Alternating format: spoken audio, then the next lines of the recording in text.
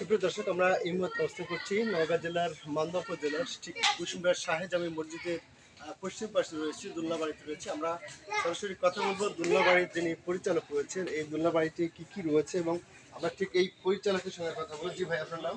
আমার নাম জাহিদুল ইসলাম। আসলে এই দুলনাবাড়িতে কি কি আয়োজন রয়েছে দর্শকের জন্য? দর্শকের জন্য সর্বপ্রথম দুইটা রাইড আছে, একটা বক্সিং আছে, তার পাশাপাশি খাবার দাবারের ব্যবস্থা আছে এবং দোলনা আছে, অসংখ্য দোলনা আছে। সবাই এখানে এসে দোলনাতে বসে আরাম করে, চেয়ারে বসে থেকে আরাম করে। কোনো রকমের কোনো চার্জ নাই, টিকিট নাই, কিছু নাই। সুন্দরভাবে আসবে, সারা দিন থাকবে, আরাম করবে, চলে যাবে। সম্পূর্ণরূপে ফ্রি? হ্যাঁ, সব কিছু ফ্রি। শুধু আমার দোকান আছে, দোকানে শুধু খাওয়া দাওয়াটা শুধু টাকা দিয়ে কিনে খেতে হবে, এই।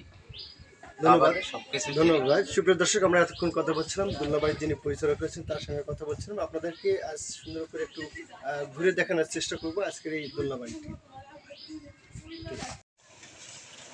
দর্শক, এই দোলনাবাড়িটি অবস্থিত হয়েছে নওগাঁ জেলার মান্দা উপজেলার কুসুমবাড় শাহী মসজিদের পশ্চিমে 200 গজ দূরে।